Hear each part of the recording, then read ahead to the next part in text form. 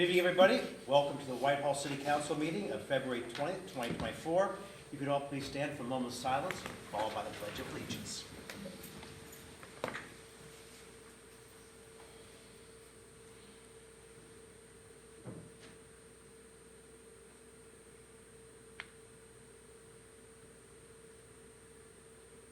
Thank you. I Pledge allegiance to the flag of the United States of America and to the republic for which it stands, one nation under God, indivisible, with liberty and justice for all. Ms. Long, would you please call roll? Brown. Present. Elmore. Present. Morrison. Present. Peck. Present. Smith. Present. Harkar. Present. Dixon. Present. President Potter. Present. We do have several minutes that will need being approved, and they would include the February 6th, 2024 agenda and regular meeting minutes, the February 13th, 2024 agenda and committee meeting minutes, and the February 13th, 2024 agenda and special council meeting minutes. I would accept a motion. Mr. President, I'll make a motion to accept the approval of the minutes. Second. Thank you. There's been a motion by Mr. Dixon, second by Mr. Morrison for the approval of minutes. Is there any discussion? Ms. Aug, please call roll. Brown. Yes. Elmore. Yes. Morrison. Yes. Peck. Yes. Smith. Yes. Harkar. Yes. Dixon. Yes. The minutes have been approved. This evening we have two special presentations. The one is not listed, but the first one is by Lorena Lacey, and she is going to give us a status of the state of the schools as a school board member, and I'd like to thank you for coming this evening. Well, thank you, President Potter. I'm actually not going to give an update of the state of the district. What I'm here to do is to invite everyone on this panel, as well as everyone in the community, to the 2024 State of the District and Visioning for the Future community conversation that will take place on February the 28th, 2024 at 5:30 p.m. This will be held at Whitehall Yearling High School. It is located at 675 South Yearling Road in Whitehall, with the zip code, of course, being 43213. I'm a proud new member of the Whitehall City School Board, and I believe that in moving our district forward together, that the community must be an integral part of the conversation as we discuss our strategic planning. I would hope to see many of your faces there in the audience as citizens in Whitehall. I know that you all are concerned about our schools, and I'm here also because I know that many parents watch a city council, and so I want to make sure that they are aware of this community conversation. So once again, it is the 2024 State of the District and Visioning for the Future. It's a community conversation. It is not a board meeting. It will be held on February the 28th, 2024 at 5:30 p.m. It's at Whitehall Yearling High School. The address is 675 South Yearling Road. So I look forward to seeing many of you and a plethora of our community there. Thank you so much. Thank you. Thank you. Appreciate that. And we were all given a Was flyer I as well. mistake my address though? I don't No. know if I did it. Okay. No. Thank you. That's procedures actually changed a little bit, which we'll get to in a moment. Our other presentation is by Morpsey, and this evening we have Lauren Cardoni. Hopefully I'm pronouncing that correctly. Yes, that's correct. So if you would, please come forward and look forward to your presentation. And I'd like to thank you for coming out. Absolutely. Thank you for having me.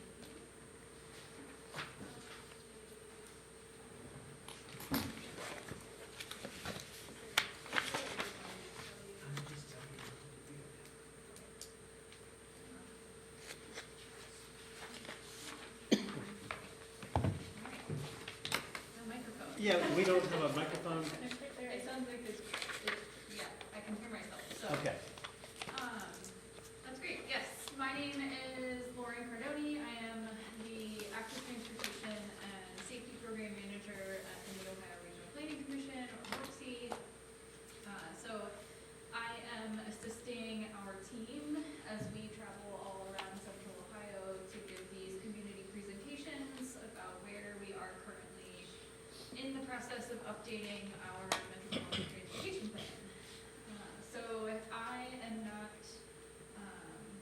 directly involved with the Metropolitan Transportation Plan, so I will do my best to answer any questions that you all have, but if there's anything that I cannot answer, I'll be sure to take it back to our team and make sure we get those answers for you all.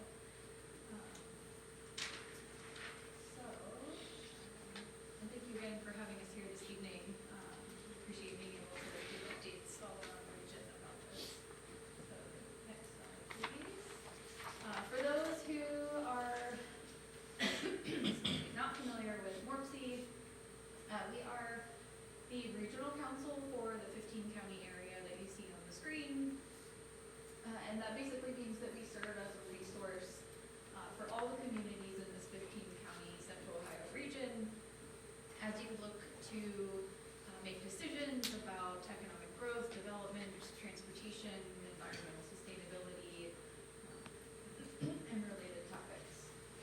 But Morpsey is also the federally designated MPO or Metropolitan Planning Organization for the Columbus urbanized area, which is primarily Franklin and Delaware counties, but includes some small portions of Licking, Fairfield, and Union. So the city of Whitehall is within that MPO boundary. Next slide, please.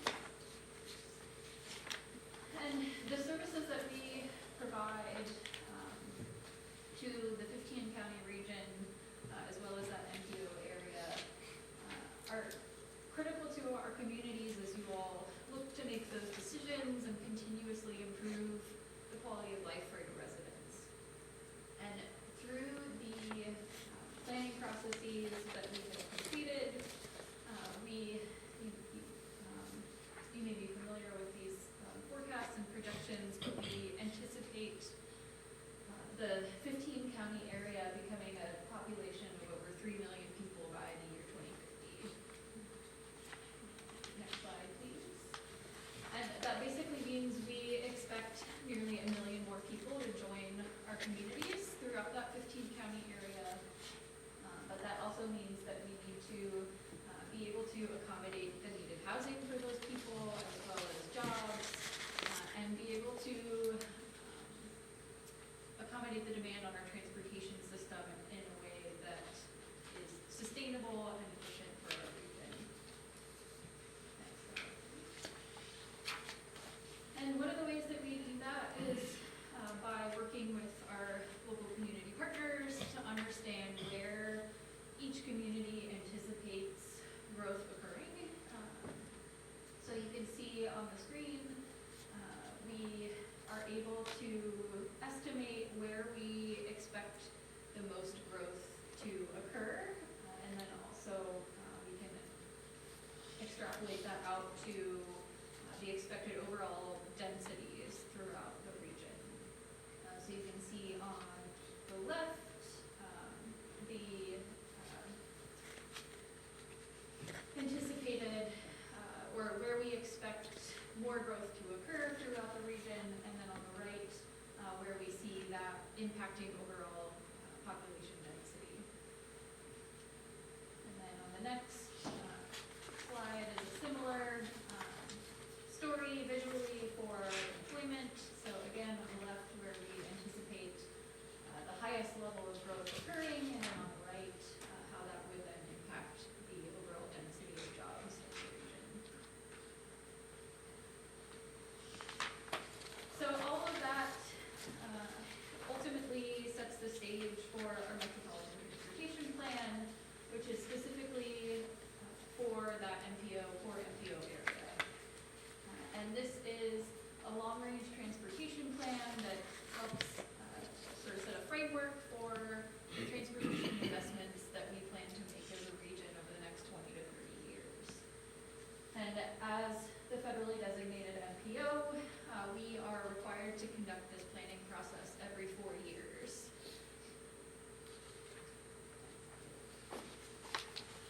And through that process, we go back and assess how all of those conditions and factors have changed over the last 4 years. So we adopted our previous MTP in 2020, and at the start of this process, we went back and assessed over those 4 years how things have actually changed in terms of growth in our communities, how that's impacted our transportation system and other factors, where has investment occurred in those years, where have our needs changed, and where they still exist, and how can we address those in our next plan. And then the kind of most important factor to the MTP when it comes to planning and investing in the future is that in order to be eligible for federal transportation dollars that come through Morpsey, a project must be identified in some form or fashion on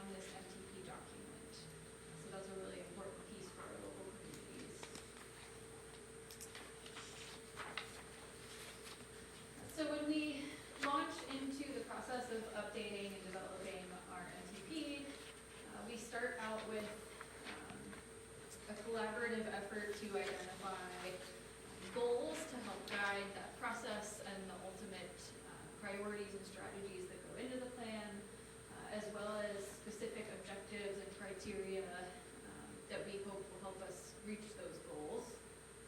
We also spend a lot of time reviewing the latest plans developed by our local communities, like comprehensive plans, land use plans, things that inform those growth estimates, but also transportation plans and investments, so where communities have already completed projects or where they've identified needs for new projects. And then all of that information goes into a really detailed technical analysis process that includes that population and employment forecasting, but also a modeling process that helps us to understand how that will impact travel demand on the transportation system. And then we collect actual project candidates from those community plans, but also from a public input process. Or anyone can suggest a transportation project for their community that they think is needed. We go through a detailed evaluation process of all those projects to understand how each individual project might contribute to those goals that are identified. We develop cost estimates for those projects to understand what we expect those projects to cost, but then also how they might fit into the bigger picture budget for this overall plan document. Would you like us to hold questions until the end, or do you want us to ask any questions? You can go we have? ahead, that's fine. Because since you're on this portion, goals, objectives, target, and how you actually come up with money for transportation dollars, City of Whitehall, a lot of economic development, which means talent, job growth, employment. Would that then give us transportation dollars, or would it look favorable for us getting more federal transportation dollars because of the economic development that is occurring here and potential growth that we will experience? Yeah, so that's a really great question. And it's my understanding that for the city specifically, that wouldn't necessarily impact distribution of the dollars that come to our region. Okay. The way that that is determined is every 2 years we have an application cycle for those federal transportation dollars, where projects that have been identified in this plan are eligible to submit applications. Those communities are eligible to submit applications for those projects to receive our federal transportation dollars. And then there's an evaluation process for those submitted applications, and then there's a committee that ultimately reviews the staff recommendations and determines who gets funding and how much of that funding. So the population and employment forecasts are one of those criteria that go into the project evaluation process. But there are a number of different objectives and criteria that we evaluate them by, similar to how they're evaluated to make it into this plan in the first place. Where might we find those things that you're referring to? The Like criteria other- for the other evaluation. criteria, We're actually going through the process currently. I think there's a public comment period open for maybe a few more days right now on it's called the Policies for Managing WORC Attributable Funds. So that's what we call the federal funds that come into our region is WORC attributable funding. And those policies determine or basically outline that process for submitting applications, what our staff process is for evaluating the projects, and there are a number of pages with charts that document each of the goals from this plan, and then the criteria within them and how those are then ranked and weighted, and it's a very detailed policy document. Okay, thank you. Any other questions? So the final piece of this slide is why I'm here today. So all of this background work and public input that we've received up to this point helped us to draft some recommended strategies and projects that we are presenting to communities around the region, and are also available on our website for public comment and feedback. But before we dive into that, since we were talking about it, the goals that we adopted early on in this process for this plan that set the framework for the draft strategies and projects that we'll talk about this evening are shown on the screen.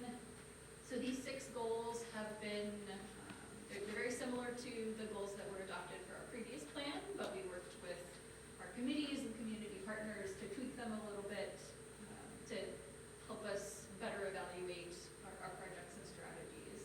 So this includes creating sustainable neighborhoods, retaining and attracting economic opportunity, protecting our natural resources, maximizing the return on public expenditures, providing transportation and mobility options for everyone, and then reducing per capita energy consumption. So those are the 6 overarching goals that we then have specific objectives and performance measures underneath each of those 6 goals to help us evaluate projects.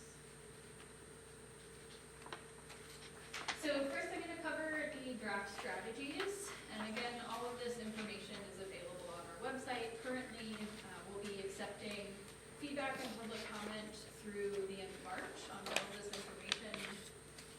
So the strategies are kind of those big picture, these are things that the region needs to do in order to meet those 6 goals.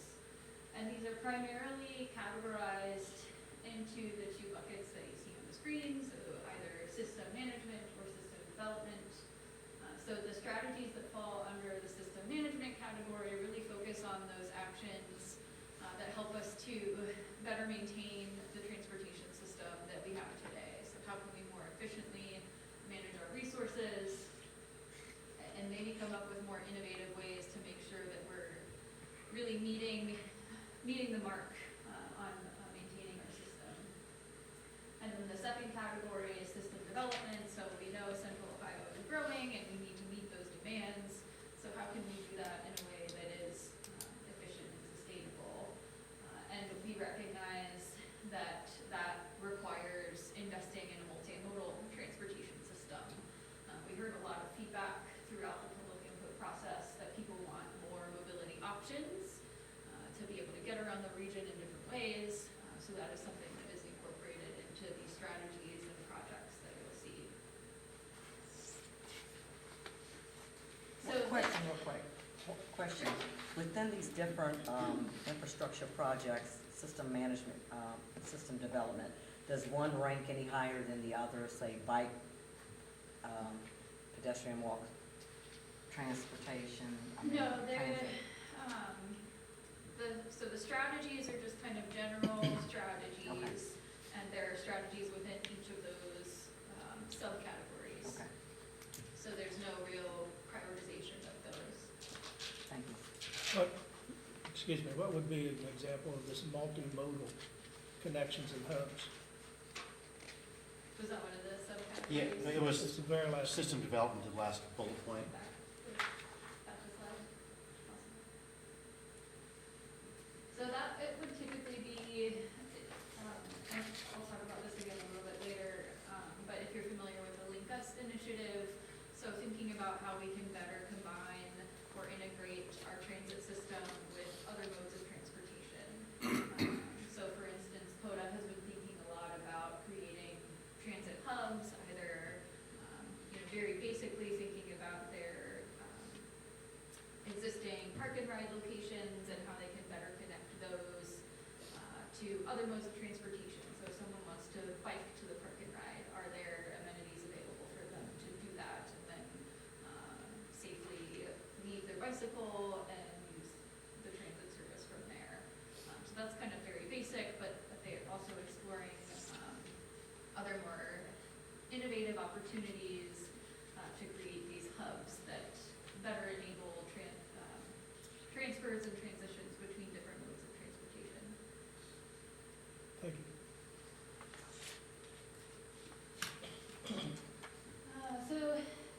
strategies, and then we have projects. So these are actual infrastructure projects that have been identified in local community plans or suggested by local residents.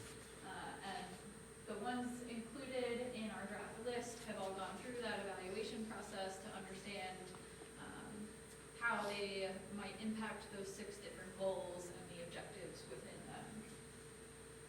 So the MTP as a long-range plan forecasts the anticipated, say, budget. So all of the potential federal formula dollars that we anticipate coming to the region, as well as discretionary funds and other sources of transportation funding that might be available to us over those 20 to 30 years. So we have estimated that there will potentially be $35 billion available over that time frame to spend on transportation infrastructure, and we have used those goals to select projects up to that budget amount. Some of the projects identified in this plan already have funding designated to them, so those are already in our 4-year transportation improvement program or in local capital improvement plans. But others are don't have funding identified yet, could potentially be very conceptual, an idea still, and may not have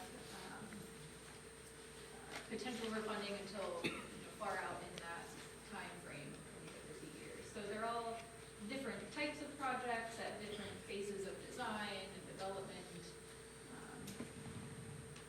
So hopefully that helps kind of explain what we're looking at a little bit. And this is just a screenshot to show what all, in terms of types of projects and spread around the region, we have included in this draft list. So the pie chart just shows how those draft projects fall in terms of cost estimates by type of project. So, for example, there's the purple chunk that's currently including transit projects, which represents nearly $13 billion of investment. But there are also significant portions that include just standard maintenance projects, so that's about $8.5 billion just for maintenance. But there are also typical, minor and major widening of roadway projects, as well as standalone bicycle pedestrian infrastructure. Or, And that, go ahead, Jim. go ahead. That 35 billion that is estimated is covering all 15 counties, right? Just the MPO area, so it's the Franklin and Delaware, and then the small portions of Fairfield, King, and Union. Oh, okay, not the whole thing, okay, Yes, just our MPO gotcha, area. appreciate it. Very good. Could you be a little more specific about the transit projects, please? I don't have a detailed list of everything that's included, but I can at least speak to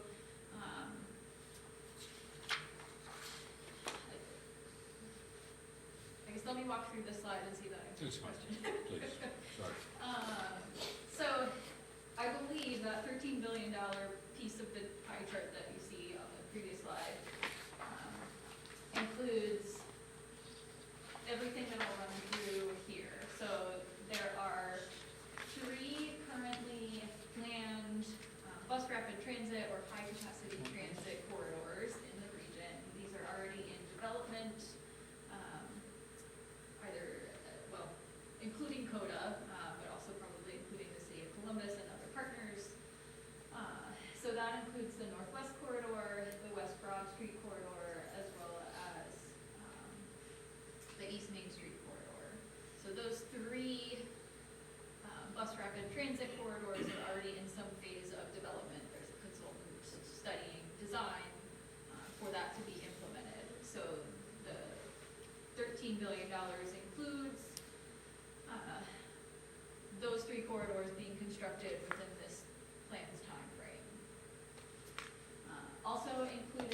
estimate are potential additional enhancements to existing transit service. So the two pink lines going northeast and east include the Cleveland Avenue or CMAX corridor today, and then the East Broad Street corridor. Those are two of CODA's highest capacity or highest ridership corridors today, and it's anticipated that they will need further improvement, not quite to the level of bus rapid transit, but some kind of transit service enhancements along those corridors. So those are also included in that 13 million. And then the thicker purple swaths that you see are 3 additional corridors that we anticipate as potential future studies for additional high-capacity transit. Those don't currently have alignments associated with them. They're not in development yet. They need much more study before they can get to that point. But it's anticipated that up to 2 of those 3 could potentially be funded within that 13 billion. And then separately from all of that, and separately from this plan and that funding, there are additional studies being conducted related to transit. That includes passenger rail with the Amtrak funding that was recently announced, as well as some workforce mobility studies that ODOT is leading. So those are the yellow corridors that are part of those other studies. Does that answer? What might assist you is link us, related to CODA, link us on their website or Facebook, LINK, capital US, Columbus, will give you all of the more detailed transportation information that you're probably looking for. Well, right, I think that what I'm interested in, and again, you know, having lived in the largest city in America for so long, their transportation is crazy. I mean, it might be, you know, untrustworthy sometimes and so forth, the F train, et cetera, but their transportation is just amazing. The trains going in now, the subway, the buses, everything. It's just, I was astounded by it, and it was a great thing to live with. And I didn't have a car for 11 years of my adult life, so, you know, folks have got to get on some sort of thing which includes other means rather than more buses, more cars, et cetera. And that was the basis of what I was asking about, Okay. you know, the transit projects. And I would like to see Columbus do something about that in the future. Amtrak's a great start, never should have went away in the first place, et cetera. So that was my concern, getting folks out of these cars and buses. Yeah, I think a lot of people share that same sentiment. That was also a lot of what we heard in the public feedback. In addition to the, well, we heard a lot about bicycle and pedestrian infrastructure and people wanting to be able to walk and bike, but also have better access to transit services. Well, I'll tell you, something I believe I saw in California was where the freeways were, because it's hard to build a new subway, it's hard to build some sort of new transit project, was that they built trains down the center of the freeways. And they would have stations at certain places and park and ride, you know, Sepulveda Boulevard or whatever it is. So it found a solution to that problem by just running it down the middle of the freeway. We do that here as well. That's just my thought. But, so it concerns me, you know, just the amount of cars and buses. Okay, absolutely. All right, next slide. So, again, the main reason why I'm here tonight is to let you all know and let the community know that these draft projects and strategies are available on the website for detailed review, public feedback, and comment. There is an interactive web map that's available, so it will show that whole MPO area and all of the draft projects that are recommended. You can click on them to get more information and provide comment on individual projects or just general feedback. So you would be able to zoom into the city of Whitehall, look at the specific projects within this general part of town,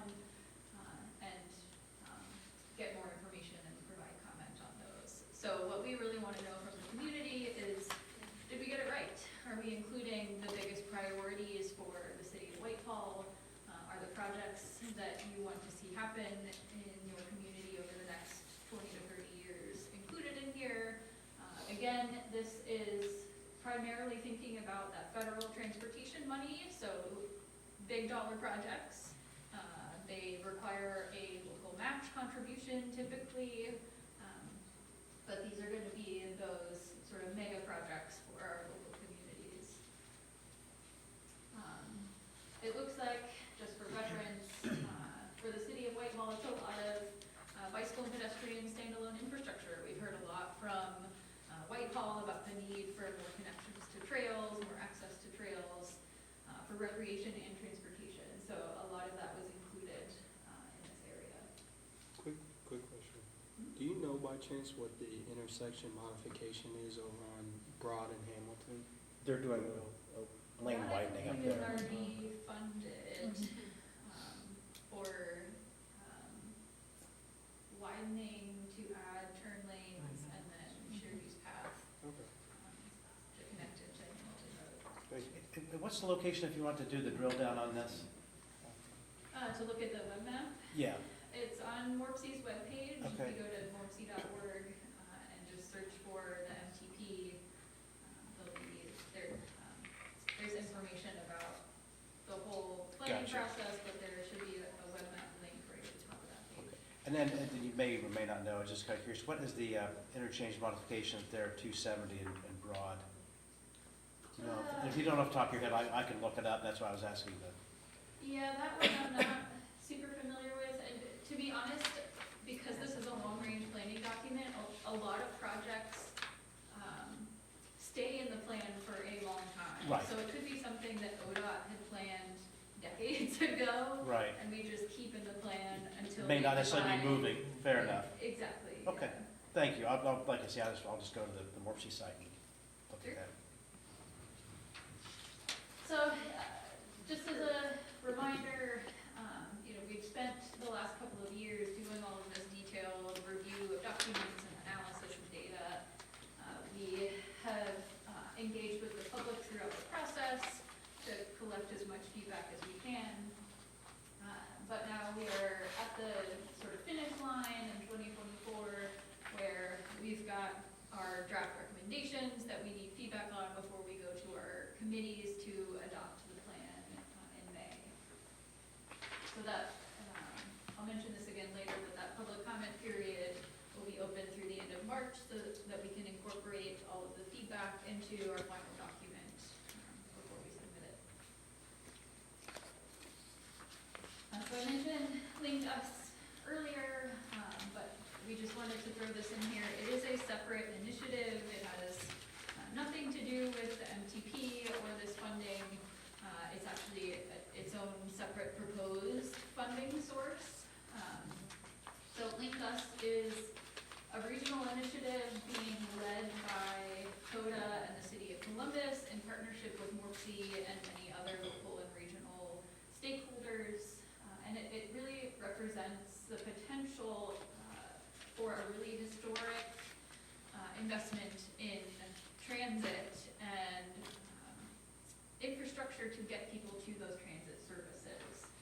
So CODA and the city will be going to the voters in November to ask for an increase in the sales tax in order to fund this initiative that will hopefully add to that list of transit projects to incorporate more new corridors in the high-capacity transit plans, but then also work with local communities to identify specific infrastructure projects to get people to those services. So that includes sidewalks and bike facilities and those kind of basic infrastructure elements that people need to walk and bike places. So as far as next steps, I mentioned our team is traveling all around that MPO area to give these presentations and let everyone know what's been going on and what our recommendations are to get as much detailed feedback as we can. And that is through the end of March, along with the public comment period. So again, all of this information is available at morpsey.org. And we will also be hosting a public open house in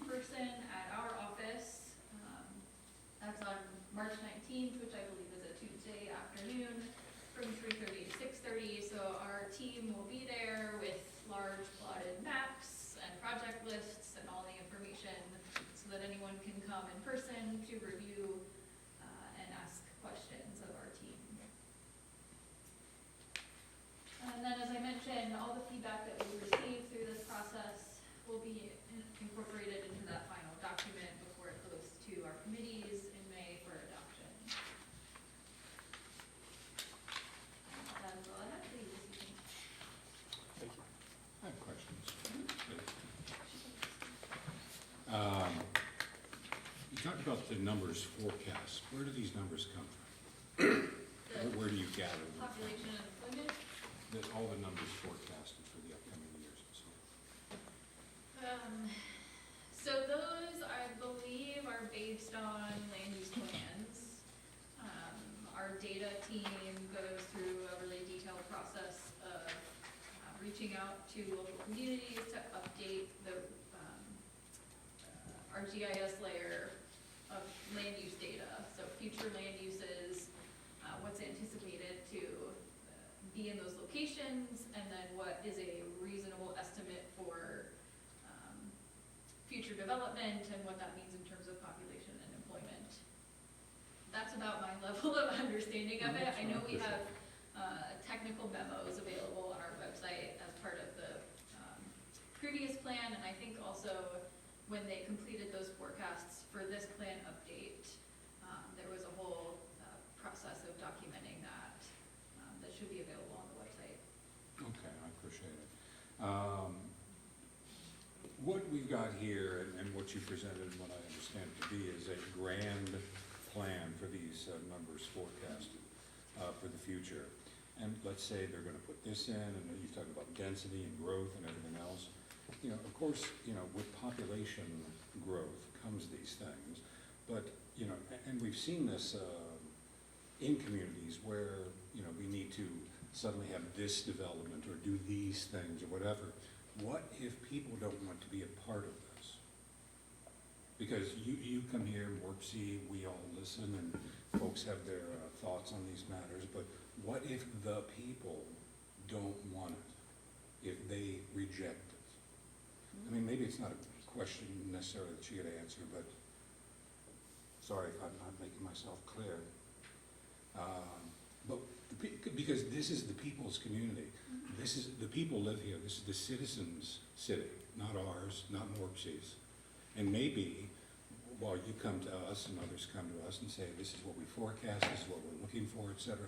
What if the citizens say, we don't want it, we reject it, we don't want that, we don't want this, et cetera? Well, I believe that's a function of the community input, and I think if they had overwhelming portions of the community say, we don't want this, well then, Morpsey would probably flag off and go in a different direction. I think that's the mechanism that addresses that, if that's an accurate statement.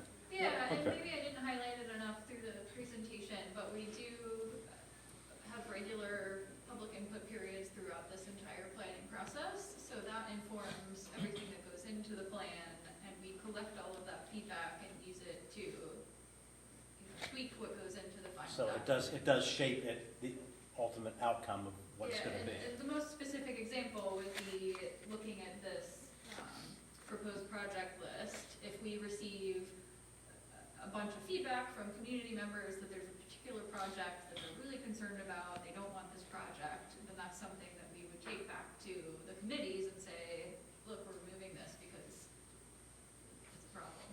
Well, I think I asked this because, you know, Morpsey is a large entity that, you know, has done a lot of work in what you're doing, and they come forward to communities and say, we think this, we feel this, we've done this, et cetera.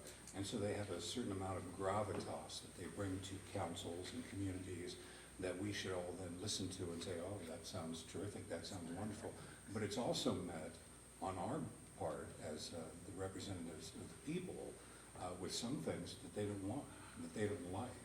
And so I understand what you're saying, perhaps it's not a question you can answer so much as it is a concern or a thought or something, an action that we ourselves with the community must listen and or take with ourselves. So, I think it's all parts. I mean, we would want to hear that feedback from you and the community to understand this is not a priority for Whitehall or whatever community it is. And we would integrate that into And again, I think that's exactly what you're doing, is engage these 54 different meetings you're holding with the different municipalities and cities and villages and whatnot to address this. And this is that very forum that gets that message out to the people. This is all public information, so it allows the people to have an active role in Right. a and voice. And with all of our processes, it's a multi-step, this is a major long-range plan that gets updated every 4 years, so not a lot actually happens in that 4-year timeframe. We'll go through another application cycle for funding, so communities that hear from their public that we want to prioritize this project that was identified in that plan will then come to us and apply for funding to actually implement it. But it requires then the local agency to say, this is a priority for us, we want to apply for the funds and do it. So there are kind of a lot of steps in the overall process in order for something to actually happen. I appreciate that. I think when an authority comes along and says A, B, C, then a lot of people sit up and listen and say, well, then that's all there is to understand about that. But then there are some other opinions and thoughts that have the ability to come in and perhaps not agree, et cetera. So that was my point.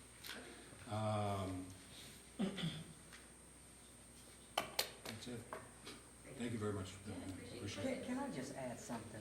Morpsey has been working on this since I know probably, I want to say 2014, because I attended the 2050 university that they had. And this whole walkable bus transit, looking at it from a different perspective, identifying that there are going to be 3 million people by 2050 just didn't happen yesterday, last year, or 2 years ago. This has been happening for years, and Morpsey has been planning this with the different cities for years. I sit on the board for CODA, and Link Us is a part of that project that has been happening for years. There was community input. There were, CODA put it out there. I just happened to see something on Facebook. I attended a lot of their sessions they were having work sessions online, and that helps to formulate some of the things that are in front of us with regards to the Link Us project because of community input. So I just wanted to reiterate, this is not something that, okay, well, 4 years, we're gonna look at this. You're looking at a 4-year snapshot, but this has been something that's happening for years to identify what direction are we moving and what are we going, where are we going? Well, the needs gotta be to best serve the population. Right, Absolutely right. Yes. okay. I do have a question. I know you said the public comment period's open through March. If somebody's like watching from home, or do you just go on your website to make comments, or where can the public make comments? Yeah, it's all in the same place. Okay. So morpsey.org, and then I think even if it's maybe /MTP might take you to the right place. But if you just search MTP on our website or Google Morpsey MTP, it'll direct you to the page. I think the first thing on the top is look at where we'll be around the region in the next couple weeks, and then there's some more information underneath that about the web map and the rest of the process. Okay, perfect, thank you. And will this get, is this gonna be posted anywhere, or? I'll have Monet posted on the website tomorrow. Okay, perfect, thank you. Thank you. Thank you. Thank you. Thank you so Thank much. you, again, thank you so much for coming in and taking the time and walking us through this. It was some very good information. Absolutely, we appreciate the opportunity. Thanks. We'll now move on to our standing committee reports. Administration and Financial Management, Chairperson Elmore. Thank you, Mr. President. Administration and Financial Management met last week. Thank you, councilperson, that took that for me. We do have legislation on today, a couple pieces of legislation. Our minutes are on file. We will meet again next Tuesday. Thank you. 6:30. Community and Elder Advocacy, Chairperson Harkar. Yes, we met last week. We do not have any current pending legislation. I did want to share that there are a couple things just coming up. March 23rd, Easter egg hunt will be here before we know it. I saw some information the other day that the Whitehall Senior Center has a support group for individuals, for families with family members with Alzheimer's, and I thought that was really interesting and worth sharing. That is the last Thursday of every month from 4 to 6 at the Whitehall Senior Center. I also noted in the hallway, I saw some flyers for food pantries and things like that. I know March usually starts to bring in some more food pantries in the area, and I'll share that information as we have it. But that's all. Thank you. Community Standards Enforcement, Chairperson Smith. Thank you, President Potter. Community Standards Enforcement met last week. Our minutes are on file, and we will meet again next week. Thank you. Economic Development, Chairperson Dixon. Thank you, President Potter. Economic Development met last week. Our minutes are on file. We have no legislation, no pending legislation or drafts. And we will meet next week after 6:30 in this chamber. Very good. Infrastructure, Maintenance, and Services, Chairperson Brown. Thank you, President Potter. Infrastructure, Maintenance, and Services met last week. We have two pieces of legislation this evening. Our minutes are on file, and we will meet next week at 6:30. Very good. Thank you. Public Safety, Chairperson Morrison. Thank you, Mr. President. Public Safety met last week. We have no drafts or legislations for tonight, and we will meet again next week sometime after 6:30. Very good. And Parks and Recreation, Chairperson Heck. Thank you, Mr. President. Parks and Recreation met last Tuesday. Our minutes are on file. We have no legislation on tonight's agenda, and we will meet this coming Tuesday sometime after 6:30. Very good. This now brings us to officials' reports. Mayor Bivens. Thank you, Mr. President, members of council, and thank you everyone for coming this evening. I just have three things this evening. We are still in Black History Month, so I have a Black History fact, I have a thank you, and then I have an invitation. Black History fact. One of the things I want to highlight is a man that was born in 1827. His name was Hiram Revels. Hiram Revels is credited as being the very first African-American United States Senator out of Mississippi. Now, he was born in North Carolina back in, like I said, in 1827. He was born free. So he was never enslaved, and he was a free man, free-born, lived in Mississippi, and was elected by the Mississippi senators and Mississippi citizens during the Reconstruction period to the United States Senate. But the reason why I'm highlighting him is because he withstood oppression, he withstood Dred Scott, he withstood assaults on his citizenship, and the reason why it's relevant to us in this room was because of the years that he voted in the state of Ohio for 9 years. He was qualified as a citizen and a person that was qualified to actually sit on the United States Senate. Therefore, it could not be rejected, even though despite him going to Washington and them trying to unseat him, his relationship to the state of Ohio kept him in the seat. Now, Hiram didn't serve a long time in the United States Senate, but his service was effective, and many scholars will say because of Hiram Revels is the reason why today we get to enjoy public school in the United States for all citizens. So, Hiram Revels. That's Black History. Thank you. The thank you I have is to Karen Conason and the WCCA for the wonderful, wonderful Valentine's Day event that we did on Valentine's Day. I also would like to thank Casey Thomas for helping us organize that. That was just a fantastic display of love, fantastic display of the pillars of Whitehall. One of the things that I always talk about is healthy families build healthy communities, and it was on display. That night, we had in the room over 300 years of marriage that was represented. And it was just one of those beautiful things that I was just happy to have my daughter and her fiance, because she just got engaged. They were in the room, and the people that were married gave pearls of wisdom, and it was just a fantastic night. That's the thank you. And then lastly, open invitation to everyone that is within the sound of my voice, Ward 4 residents, if you were either watching or in the room, I have an invitation to come meet and greet your new Ward 4 Representative Devin Brown at Flavor 91 tomorrow at 5:30 p.m. It will be an event that will be hosted at Flavor 91. There'll be food there, but Devin Brown will be there to cast his vision regarding Ward 4. It will be an opportunity for you to meet him, talk to him, get to know him. He's a fantastic young man, and I look forward to hosting that event tomorrow from 5:30 to 7 o'clock at Flavor 91. Thank you. Thank you, Mr. Mayor. Attorney Nicodemus is not with us this evening. City Auditor, Mr. Quinzel. Thank you, Mr. President.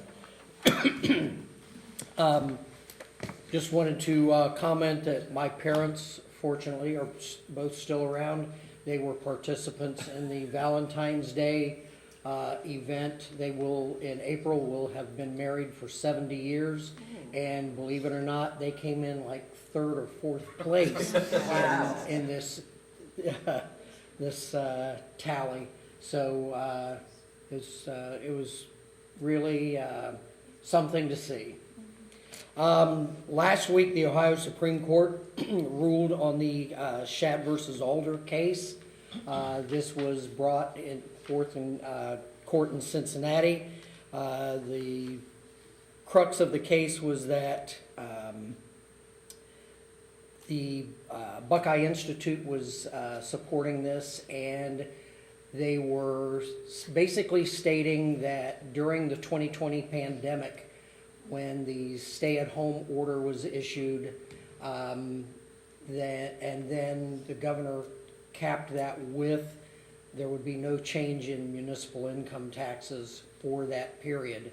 The court case was that the governor did not have the authority to do that, and that those income taxes should be refunded to those taxpayers, and which then they would then subsequently owe to their home communities if their home communities had an income tax. The Supreme Court disagreed and ruled, voted 5-2 in favor of municipalities. So we do not have to worry about refunding 2020 income tax revenues. So that's huge for us. Other than that, I would ask for favorable consideration on ordinances 9, 10, and 12, 2024. Thank you, sir. Director of Public Service, Ms. Thompson. Thank you. I don't have much tonight. I do, you guys have seen quite a few faces in our office. Monet, our community affairs specialist, is just entering her second week, and she has been very busy, hard at work. She did ask me to remind you guys to check your emails, because she is requesting bios from all of you. She's trying to upload, I know. She asked for mine too, and I was like, really? But she's going to upload those and get them on our website, so that we have those. Other than that, I am asking for favorable consideration for Resolution 002, Ordinance 010, and Ordinance 012. Thank you. Thank you, Ms. Thompson. Director of Public Safety, Greg, is not with us this evening, and Treasurer Alexander is not here, but Mr. Quinzel did want to speak on his behalf. Yes, Mr. Alexander sent me his report for council for this evening. Basically, he wanted to let you know that for the month of January, our revenue was $3.2 million, expenses was $3.7 million. Our portfolio balance is $32.4 million, when we had an average yield of 4.83%, and our interest earned was $104,000. Thank you. I'm sure he thanks you as well. Since our last meeting, the following official reports have been filed in the council office since our last meeting, and that would include the Treasurer's investment reports for January 2024, the Treasurer's activity by fund report for January 2024, the Treasurer's fund reconciliation report for January 2024, the Auditor's expense reports for January 2024, the Auditor's bank reports for January 2024, the Auditor's statement of cash position reports for January 2024, and finally, the Auditor's revenue report for January 2024. Under communications, petitions, and claims, there have been no communications, petitions, or claims filed since our last meeting. We now have our first poll public of the evening, so I would invite anybody who would like to please come forward. All we need, our procedures changed. All we need for you to state your name, and then there is a sign-up sheet up front for the rest of the information. Seeing nobody, Ms. Ogg, would you please call roll as to whether each member of council was given a copy of each item of legislation listed on the agenda prior to the meeting, including any add-on legislation? Brown, Yes. Elmore, Yes. Morrison, Yes. Peck, Yes. Smith, Yes. Harkar, Yes. Dixon. Yes. Thank you. Under third reading, we have several items. First is ordinance 1, 2024, which is read by title only. Incidentally, Planning Commission ruled unfavorably on February 2024 for this, and it has been tabled till 3/5, when we will have our public hearing. But the ordinance is amending the zoning map attached to Chapter 1104.01 of the 2023 codified ordinances of the City of Whitehall, Ohio, and is subsequently amended, allowing special permit under Section 1104.03H to permit By and By Auto Sale LLC company to operate a vehicle and large equipment repair business in the Main Street District. Resolution 2, 2024, a resolution to adopt the solid waste management plan for the Solid Waste Authority of Central Ohio and declaring an emergency. Mr. President, I wish to introduce and move for the adoption of ordinance, or of resolution number 002-2024. Second. There's been a motion by Mr. Brown, second by Mr. Morrison, to introduce Resolution 2, 2024, and for its adoption. Is there any discussion? Ms. Aug, please call roll. Brown, Yes. Elmore, Yes. Morrison, Yes. Peck, Yes. Smith, Yes. Harkar, Yes. Dixon. Yes. Resolution 2, 2024 has been adopted. Under second reading, we have got no legislation this evening, which will now bring us to our first reading, which includes several items. First is ordinance 5, 2024, which is by title only. This was tabled on January 16th for further discussion, which is still going on, and that is amending section 1103.02, building placement, amending zoning map attached to chapter 1104.01 of the 2023 codified ordinances of the City of Whitehall, Ohio, and is subsequently amended, and change the zoning on property located on Fairway Boulevard, parcel numbers as listed in the ordinance, from STUR to Residential Estate District. Next, we have ordinance 9, 2024, authorizing and approving a fund transfer in the amount of $58,906.50 from unappropriated monies in the Evidence Set-Aside Fund 245 to the Law Enforcement Trust Fund 241, and making a supplemental appropriation of $58,906.50 from unappropriated funds in the Law Enforcement Trust Fund 241 to the Law Enforcement Trust Fund expense account 241.000.50,000 and declaring an emergency. Mr. President, I'd like to introduce ordinance 9, 2004, and move for the suspension of all rules. Second. There's been a motion by Ms. Elmore, second by Mr. Morrison, to introduce ordinance 9, 2024, and for the suspension of all rules. Is there any discussion? Ms. Aug, please call roll. Brown, Yes. Elmore, Yes. Morrison, Yes. Peck, Yes. Smith, Yes. Harkar, Yes. Dixon. Yes. The rules have been suspended. Mr. President, move for adoption. Second. Motion by Ms. Elmore, second by Mr. Morrison for adoption. Is there any discussion? Ms. Aug, please call roll. Brown, Yes. Elmore, Yes. Morrison, Yes. Peck, Yes. Smith, Yes. Harkar, Yes. Dixon. Yes. Ordinance 9, 2024 has been adopted. Ordinance 10, 2024 will be read by title only, authorizing and approving a supplemental appropriation in the amount of $12,000 from unappropriated monies in the General Fund 101, the Building Lot Maintenance Expense Account 101.950.53,300, and declaring an emergency. Mr. President, Sir. I would like to address some questions to the administration on this piece of legislation, if I could. Please. Well, he can still ask. Yeah, I know. Is there a problem? No. I just said. Oh, okay. What would there be a problem? I didn't say there was a problem, I just want an explanation as to where this money went. Yeah. Oh, I understand what you were saying. Oh, yeah. Sorry. Okay. Anyway, Mr. Mayor or Ms. Thomas, can you give me an explanation as to where this money went? To my understanding, there's $40,000 in that particular budget, and the legislation says that there was purchases and upgrades made in various departments of the city. Could you give us a rundown as to, either one of you, as to what that was? Out of the 101 account, previous administration had 4 employees. Total amount of that employee account totaled about $435,000. I then took over as mayor, and that was 4 employees, and hired 5 employees, saving the city about $27,400, $27,400, which created a surplus that was in the unappropriated account. The building lot maintenance fund was also a 101 expense account, and that was $40,000, and that was for things like building reconstruction, et cetera. However, getting ready and coming into the building and coming into the new space, as well as hiring brand new employees when they did not have space, they did not have desks. Some of the desks that were moved were outdated. When they were moved, they were broken. Some of those things needed to be replaced.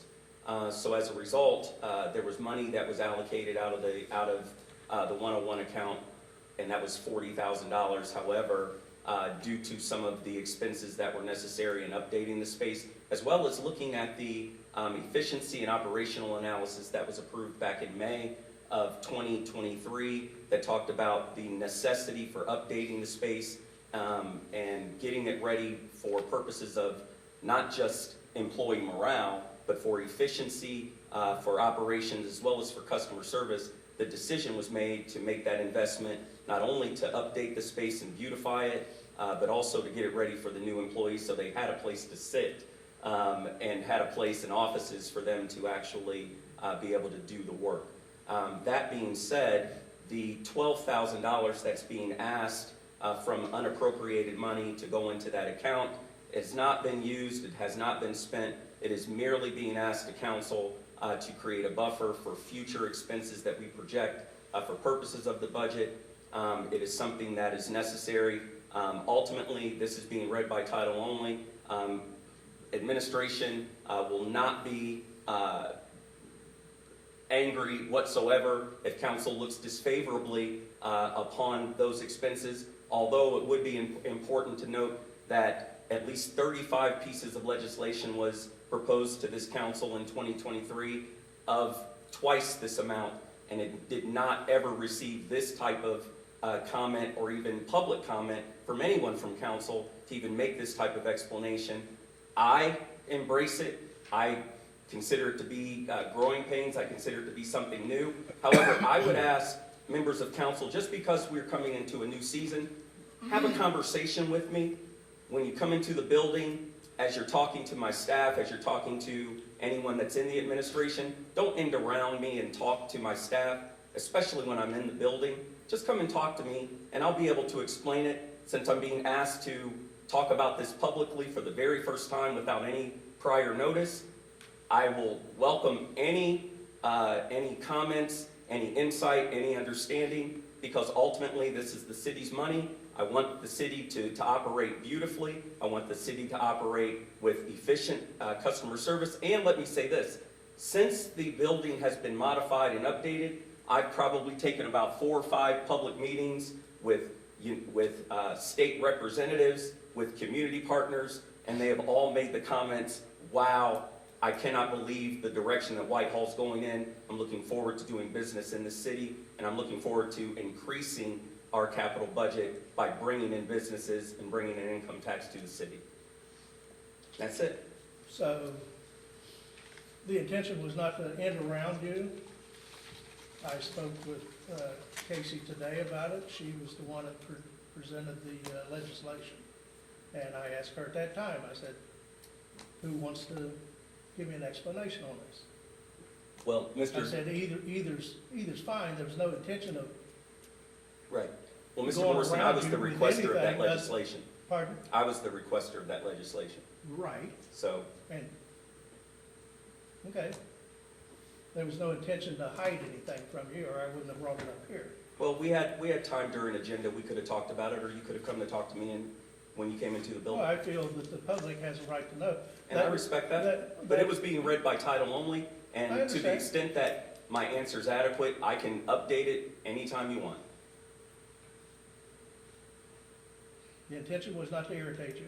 I'm not irritated. That's- I appreciate That's the you. way you're coming across. But anyway, besides that, the budget was $40,000. Mhm. and in 6 weeks, that budget is exhausted, and we're going for another 12,000 within that budget.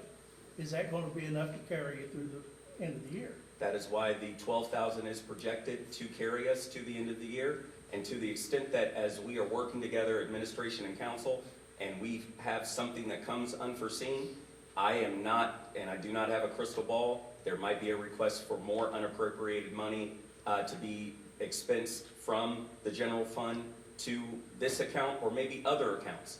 And to the extent you want an answer as it relates to that, I will give you an answer then too. Sure. Okay, I would like to, just with you or Casey or whoever's available, just go through and see where this went. It's not funny. I'm not laughing. I'm not laughing. There was 4 people left and 5 people hired, correct? So 1 additional person, and that required $40,000 worth of renovation. No. Councilmember Morrison, let me restate. There were 4 people that left. The amount of the money that was in that account was $435,000. I hired 5 people, which took that total amount to $408,000. That's a surplus of $27,000. As a result of that, we had space issues. Space issues on where people were going to sit, where people were going to do their work, where people were going to administrate the business of the city.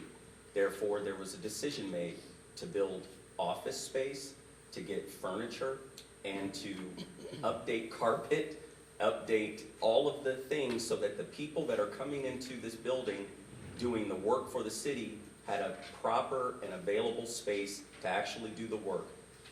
I mentioned the efficiency study because the efficiency study is a guide that I'm following, a guide that I'm modeling myself after. And in the efficiency study, it was very clear office morale was a big, big thing, and a lot of it was tied to the space, and a lot of it was tied to the way and the efficiency of the way the city and the building was being operated.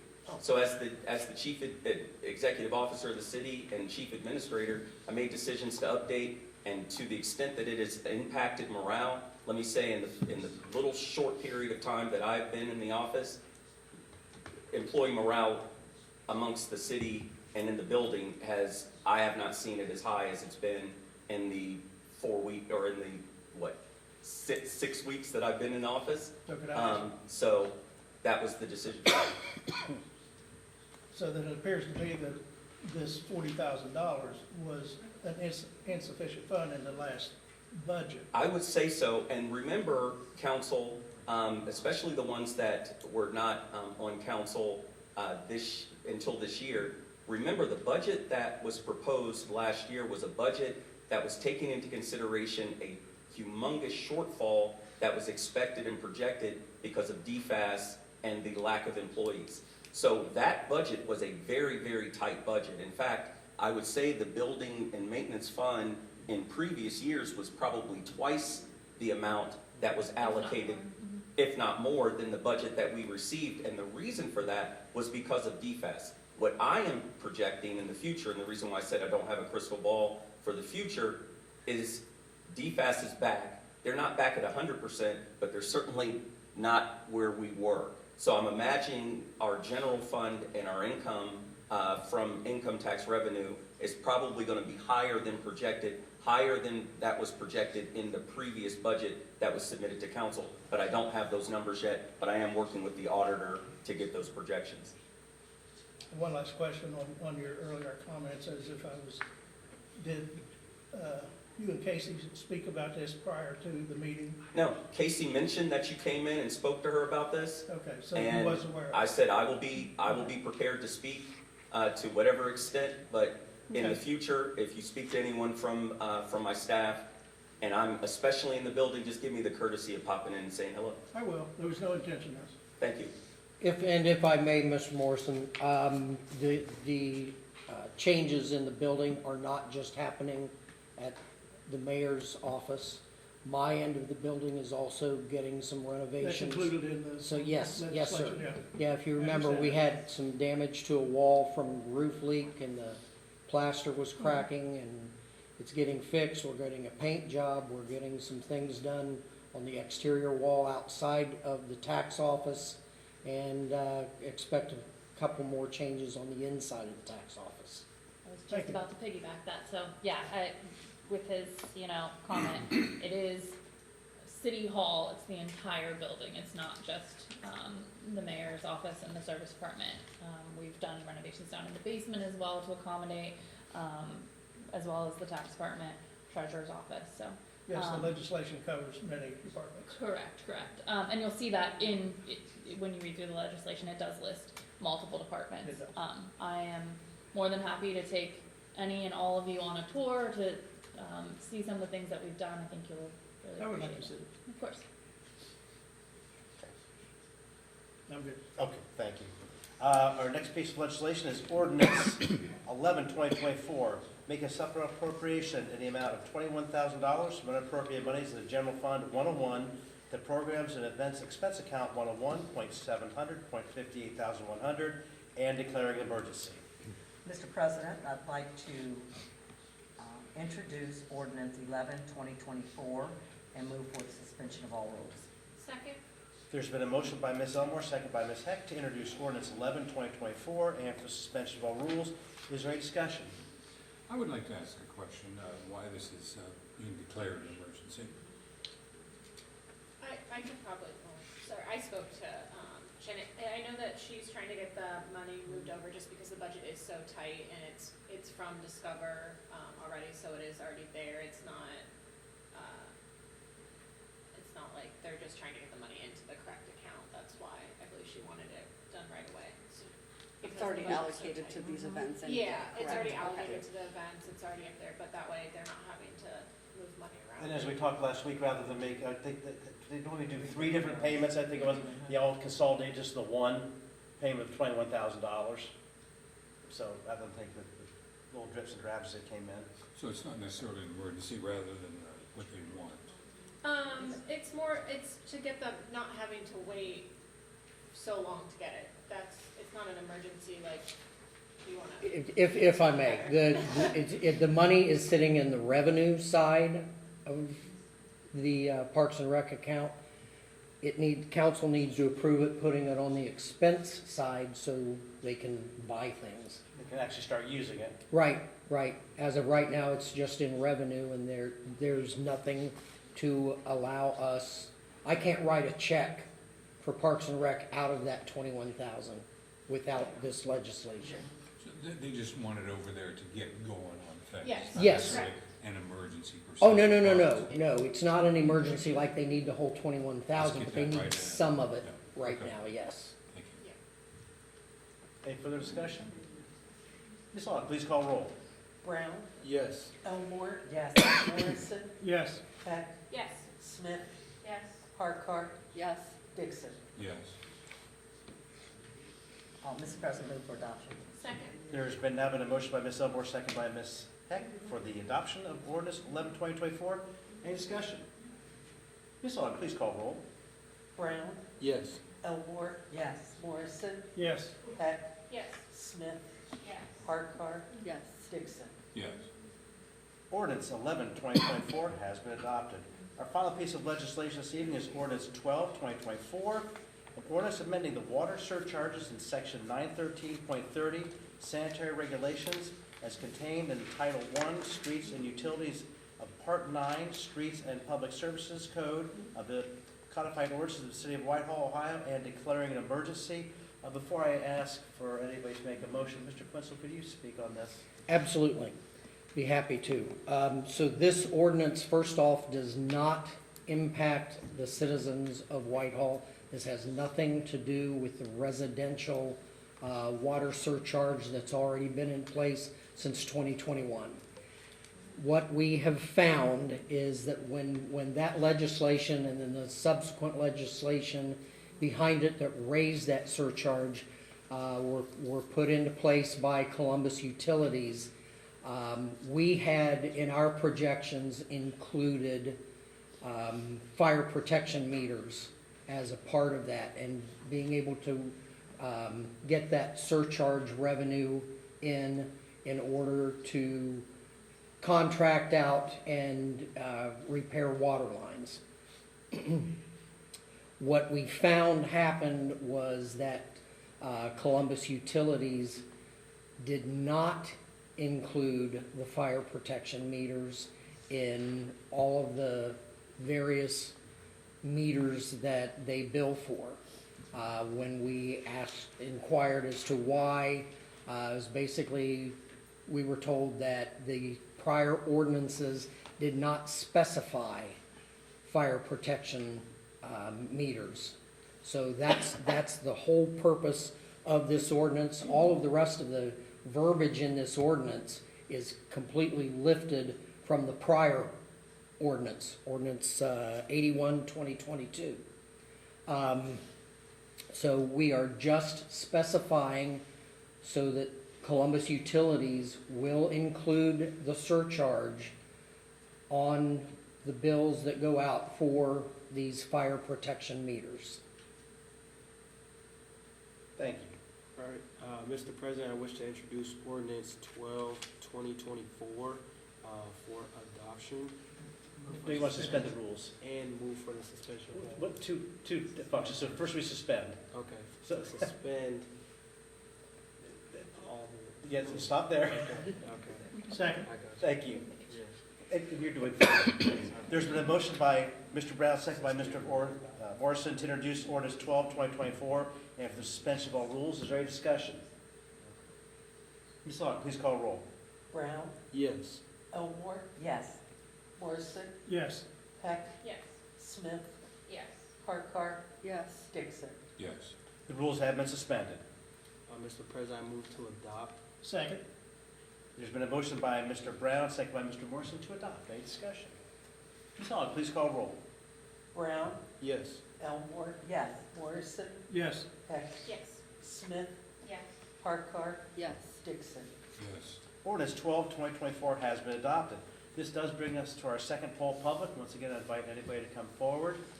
And again, to state your name, and you can sign in on the sheet. Holly Stein, actually just, Don't forget to sign in. I will, Okay. I'll take it back and do it. Okay. Holly Stein, just a follow-up question from an issue that came up, I think at least 2 council meetings ago, if not 3. And it was a request from this council to our city attorney to give a ruling on spot zoning. And I'd like to follow up on what that response was, and also, if that response be given to the public in writing as well. Do you know if there's been a response? He is not here tonight, No, and I have not received that written response yet. But You have or haven't? have not, Have not, okay. but it will be a part of public record Public once record. it's done, yes. Okay, is there a timetable to get that response back?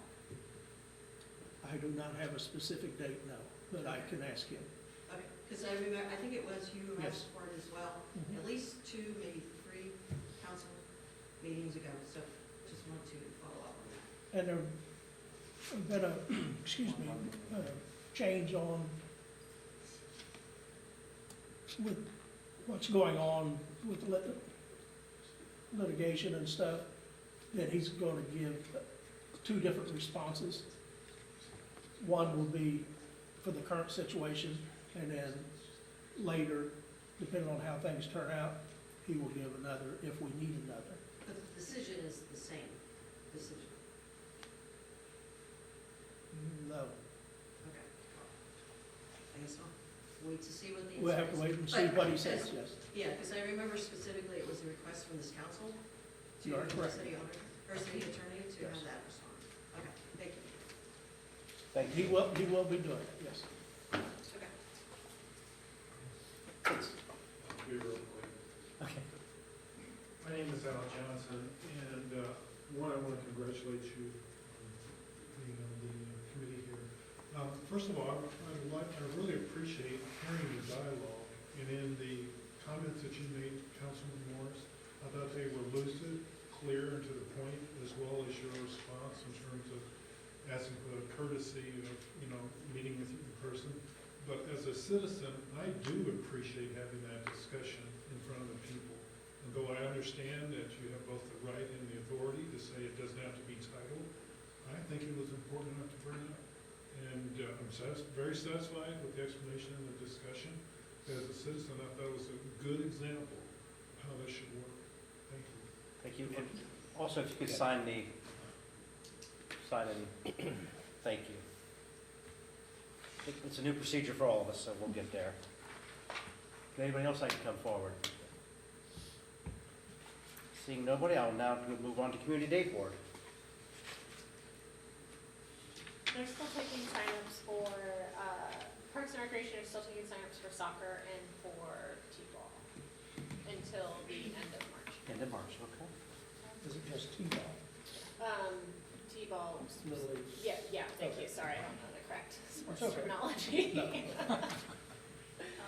I just want to put a reminder out there again about February 26th, which I believe is this Saturday. Me and my dates these days. 3 to 6 p.m., the Board of Revision will be there having a workshop, how to file complaints about your change in your property value assessment. They will also be, I believe, coming to every community. If you're not able to make it this Saturday, you can go to the auditor's website and find out where they're going to be to get help if you are interested in that process. I know there were very large changes for even a lot of us that sit up here. So if you have questions or comments, this would be a great time. Oh, at the Whitehall Library. So get over there and ask questions and figure out what that process looks like. Thank you. Anything else for Community Day Board?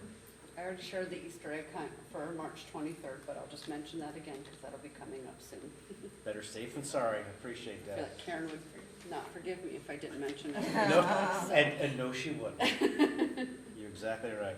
Okay, we'll then move on to poll council. Mr. Brown. Okay, I appreciate this is my first time doing this, So if you guys think you'd like to say, or, Okay. or if not, that's okay too. There's no wrong answer. Yeah, no, I just want to thank everyone for being so welcoming. Thank you for, the congratulations. I'm excited to be working with everyone up here and the entire community. And like Mayor Bivens said, I look forward to meeting people tomorrow at my meet and greet at Flavor 91 Bistro at 5:30. Yeah, thank you guys. Okay, thank you. Ms. Elmore. Thank you, Mr. President. Thank you to those that are viewing. Want to thank the young lady from Morpsey for her explanation of the project plan that's happening. Want to thank everybody out here for your questions. Also want to congratulate Councilor Brown here on his appointment to Ward 4. Look forward to working with you and any help you need. I'm ready and available to do that. Also want to recognize that it is still Health Heart Month, the month of February. We are wearing our red. And Black History Month. Although February is the designated month, Black History is every day of the year. Thank you, Mr. President. Thank you. Mr. Morrison. Thank you, Mr. President. I'd like to thank everyone for watching at home, and wherever you're watching.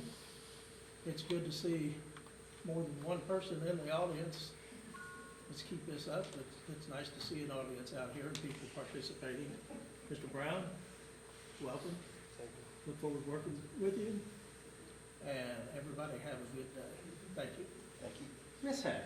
Thank you, Mr. President. Thank you, everybody watching from home and everybody that came in. I agree with Mr. Morrison that it is nice to see people in the audience. Congratulations, Mr. Brown. I look forward to working with you. And thank you, I know Mayor Bivens already thanked Karen and the Whitehall Celebration Association, MSASC Bay City. But thank you for putting on the event. I was really sick on Tuesday, so I did not want to come and get anybody else sick on Wednesday. But I really appreciate that. I think it was really great to do something different, and it seemed like it was pretty successful. That's all I have. Thank you. Ms. Smith. Thank you, President Potter. Thank you to those here this evening. Thank you to those watching at home. Congrats again, Mr. Brown. Don't worry, we've all been there. Every single one of us is going to make the same mistakes you're going to make over the next 6 months, year, 2 years. So just speak for, we've probably all done it. I don't think this is it. Okay, very good. Ms. Harkar? Yeah, just want to thank everybody that's here, and those that are watching at home. Again, congratulations. I'm hoping to make it over to Flavor 91, because, it's always a good time to go over there anyway. So, to be there to celebrate you, I'm hoping to be able to make it over. I am sad that I missed the Valentine's Day event, because that looked like a really amazing event.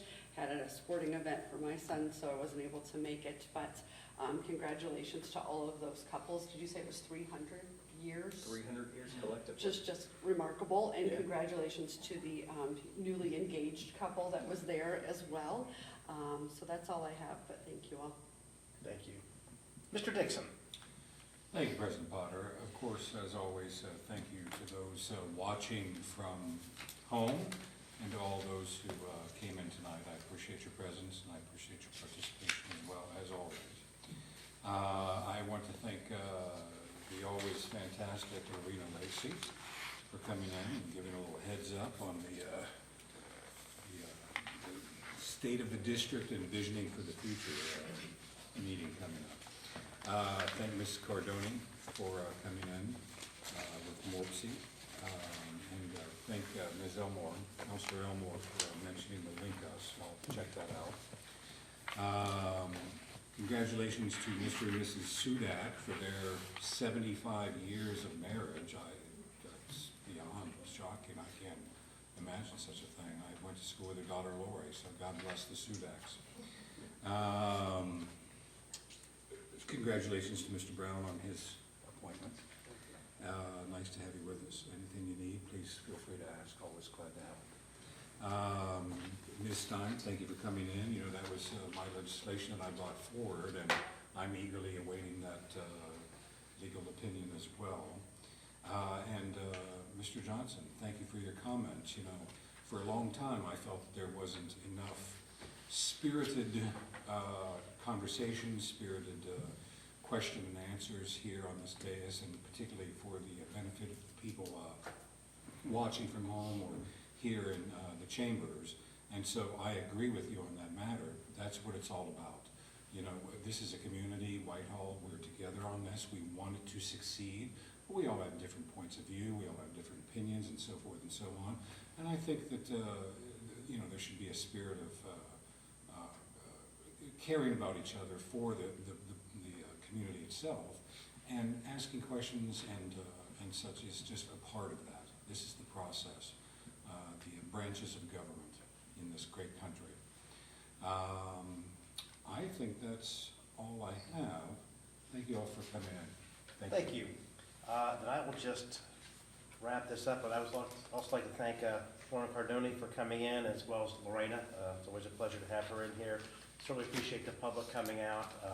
Definitely like to see more of that. And I think that's all I've got.